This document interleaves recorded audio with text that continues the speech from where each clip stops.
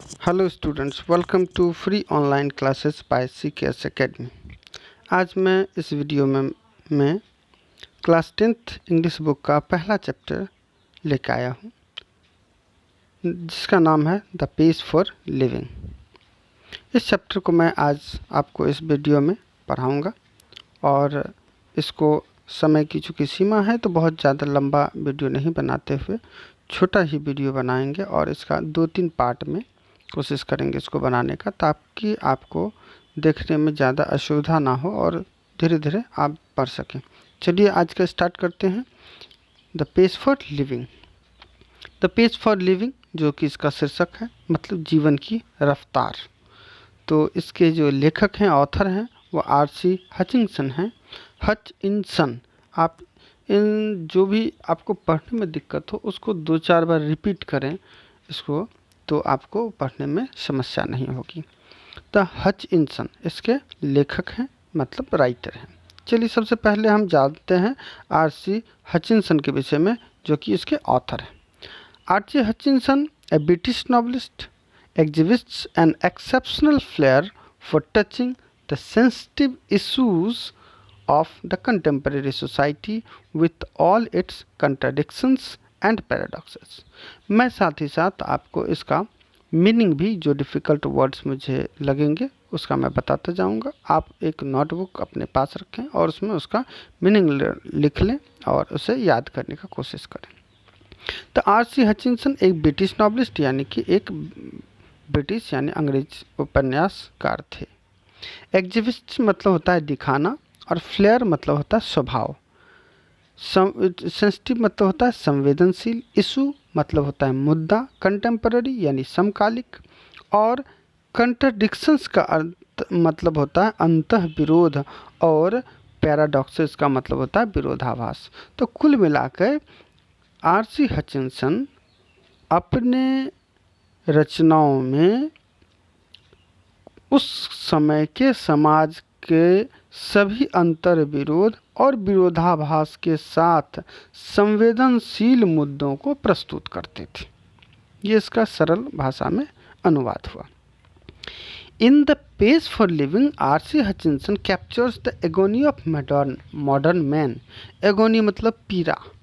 तो इस कहानी में, यानी कि द पेस फॉर लिविंग जो कहानी है, इस कहानी में R.C. हचिंसन मॉडर्न यानी आधुनिक मानवों के अंदर जो पीड़ा है, उसकी जो तकलीफ़ें हैं, उसका जो जीवन शैली से जो त्रस्त है, जिससे वो परेशान है, उस परेशानियों के विषय में चर्चा कर रहे हैं। He brings out how the fast movement of man, things and objects hertz the normal rhythm and exerts undue pressure on man, women and children. वो यहाँ पे दिखाते हैं, प्रस्तुत करते हैं क्या कि जीवन, मनुष्य, वस्तु और ऑब्जेक्ट का जो फास्ट मूवमेंट है, यानी कि जीवन की जो एक त्वरित गति है, इसके कारण हमारा जो एक नॉर्मल जीवन है, एक सामान्य जीवन है, सामान्य दिनचर्या होती है, उसको तकलीफ हो रहा है, उसको बाधित हो रहा है। And exerts undue pressure on man, women and children. और इसके कारण हम, चाहे वो पुरुष हो, चाहे महिला हो या फिर बच्चे हों, उस पर एक अवांछित यानी कि एक ज़रूरत से ज़्यादा एक प्रेशर डाला जा रहा है।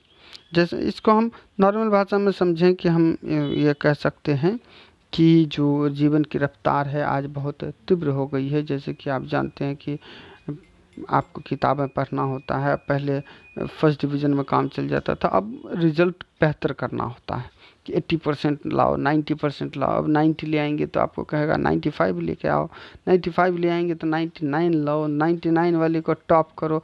इस तरीके से ये प्रेशर होता है, और ये प्रेशर के कारण हमारा जो एक सामान्य जीवन है, चाहे वो पुरुष का हो, स्त्री का हो या फिर बच्चों का ही हो, हर क्षेत्र में ये प्रेशर है। हर क्षेत्र में एक टारगेट होता है, उस टारगेट को अचीव करना होता है। हर, चाहे वो जो कोई भी क्षेत्र हो, प्राइवेट हो, गवर्नमेंट फील्ड हो या फिर स्टूडेंट का एजुकेशन हो, कंपटीशन हो, हर चीज़ में जो इस बार टारगेट होता है, नेक्स्ट टाइम उससे और आगे टारगेट बढ़ जाता है, यानी कि और ज़्यादा मेहनत करना होता है।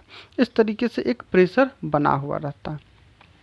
तो आर.सी. हचिंसन के विषय में ये जाने। नेक्स्ट अब इसके टेक्स्ट के ऊपर चलते हैं। I saw a play in Dublin not long ago in which the chief character was an elderly corn merchant in a small Irish country town। मैं आराम से धीरे धीरे से इसलिए पढ़ रहा हूँ ताकि आपको इसे समझने में ज़्यादा दिक्कत ना हो। तो क्या कह रहा है कि I saw a play in Dublin, मैंने डबलिन में, डबलिन एक जगह का नाम है, मैंने डबलिन में एक प्ले यानी एक नाटक देखा, नॉट लॉन्ग एगो, जिसका बहुत ज़्यादा समय नहीं हुआ है, in which the chief character was an elderly corn merchant in a small Irish country town, जिसमें एक आयरिश, आयरलैंड जो है उसको, वहाँ के लोगों को आयरिश कहा जाता है, तो आयरलैंड का एक छोटा सा आयरिश कंट्री टाउन था और वहाँ का एक एल्डरली यानी कि एक बुजुर्ग कॉर्न मार्चेंट था, यानी मक्का का व्यापारी था, वो उसका मुख्य पात्र था। He was a man of many anxieties, his heart was dicky, उसको बहुत सारी चिंताएं थी, बहुत सारी परेशानियां थी। मैन ऑफ एंग्जाइटी मतलब वो व्यक्ति जिसमें ढेर सारी समस्याएं यानी बहुत सारी बीमारियां हो, टेंशन हो, ये हो, तो इसीलिए ही was a man of many anxieties. अब उसको क्या क्या प्रॉब्लम था, तो हिज हार्ट वॉज डिक्की, ये डिक्की मतलब कमज़ोर, उसका हृदय जो था, दिल जो था वो कमज़ोर था। His Neiphiu was cheating him, उसका नेफ्यू यानी भतीजा उसके साथ चिटिंग करता था यानी धोखाधड़ी करता था। His wife had the fantastic notion of spending 10 pound on A holiday, उसकी पत्नी को आदत था हर छुट्टी में 10 पाउंड खर्चा कर देने का। All together the pace of life was going too much for him, इस तरह से जो उस जीवन में उसका जो डिमांड था, मतलब उससे जो मांग था, उसको जो पूर्ति करना होता था इन सभी चीज़ों का, ये उसके लाइफ के में बहुत तीव्रता ला दिया था, यानी कि डिमांड को ज़्यादा ही बना हो जाने के कारण उसका लाइफ ज़्यादा ही फास्ट हो गया था, तो जिसके कारण वो त्रस्त था। And in a moment of despair he uttered a great cry from the heart, और जब मोमेंट ऑफ डिस्पेयर होता था यानी जब असंतुष्ट होता था, बहुत परेशान होता था, तो उसके मुंह से बड़ी चीख निकलती थी। क्या? They tell me there's an aeroplane now that goes at 100 miles an hour, now that's too fast. कहता है कि ये जो आसमान में जो एरोप्लेन है वो 1000 माइल प्रति घंटे की रफ्तार से चलता है, तो ये जो है ना कुछ ज़्यादा ही फास्ट है, बहुत ज़्यादा फास्ट है। जैसे कि मान लीजिए हम इसको ऐसे समझें कि हमारी अपेक्षाएं कैसे बढ़ जाती है। तो पुराने समय में यदि कोई घर से बहुत दूर रहते थे, मान लीजिए दिल्ली मुंबई में रहते थे, तो आप चिट्ठी लिखते थे, 10 दिन बाद जवाब आता था, तो कोई मुश्किल नहीं होता था।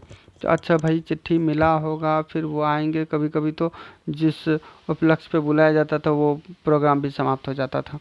लेकिन धीरे धीरे अब क्या हुआ कि अब मोबाइल का ज़माना आ गया। अब मिस कॉल हुआ तो 10 मिनट में कॉल बैक नहीं अगर हुआ तो फिर लोगों का चेहरा मुरझा जाता है कि भाई ये कॉल बैक क्यों नहीं किया हमको, इसका मतलब वैल्यू नहीं दे रहा है, ये वो हम बहुत सारी चीज़ें सोचने लग जाते हैं इसलिए। और आगे अब बढ़ते हैं। For me that was the most enchanting line in the play, इस प्ले का ये सबसे ज़्यादा दोहराया जाने वाला यानी इसके दिमाग में घूमने वाला लाइन यही था। कौन सा? जो अभी पढ़े कि an aeroplane now that's goes at 100,000 miles an hour, now that's too fast, ये कुछ ज़्यादा ही तीव्रता है। तो यहाँ तीव्रता कहने का मतलब जीवन में जो अपेक्षाएं हैं उसकी पूर्ति के लिए जो हम परेशान रहते हैं उसे पेस ऑफ लाइफ कहा गया है, यानी कि उसी के पीछे हम जो भाग दौड़ वाली ज़िंदगी जीते रहते हैं उसके लिए कहा गया है। The man's complaint was so gloriously irrelevant to his own situation, इसका अपने ही सिचुएशन से ये जो कंप्लेन था बिल्कुल अलग था, यानी उसका जो अपना सिचुएशन था उससे अगर देखा जाए तो ये कंप्लेन जो कहता था कि फास्ट लाइफ है ये वो, ये बिल्कुल अलग था। And besides Being comic, it struck me as a perfect illustration of the way the Irish gets at subtle truth by the most unlikely approaches. You saw what the old full meant. अब देखिए कि इसमें बता रहे हैं, लेखक कहना चाह रहे हैं कि ये जो आदमी या जो कॉर्न मर्चेंट जो कह रहा है, इसको एक तरीका बता रहे हैं।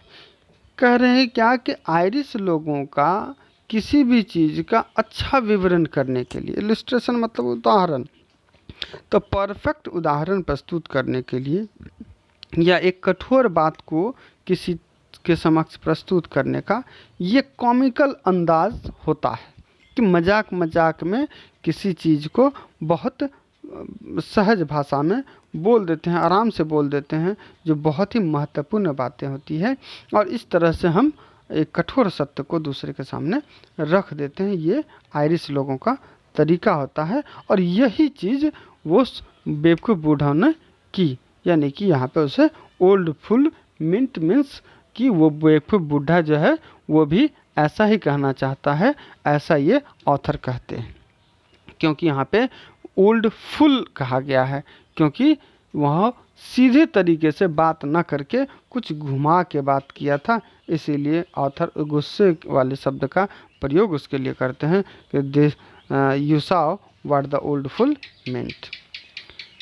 तो आज हम इसे यहाँ पे ही इस वीडियो को ख़त्म करते हैं कि ताकि ये वीडियो ज़्यादा लंबा ना हो, और नेक्स्ट वीडियो यानी इसका पार्ट 2 जो होगा उसमें इससे आगे पढ़ेंगे। और मैं एक बात और कहना चाहूँगा कि जब भी आप पढ़ें, जब भी वीडियो चलाएं, तो आप अपने सामने एक बुक रखें और उस बुक को भी आप पढ़ते जाएं। साथ ही साथ जो एक नोटबुक रखें जहाँ पर किसी वर्ड्स को यदि आप नहीं जानते हैं तो उसका मीनिंग भी लिखते चलें। यदि फिर भी आप इसके अलावा कुछ वर्ड्स को नहीं जान रहे हैं, उसका मीनिंग यदि आपको नहीं आता है, तो आप डिक्शनरी का मदद ले सकते हैं, या फिर आप कमेंट में लिखें, मैं उसका जवाब दूंगा। आज के लिए इतना ही, धन्यवाद।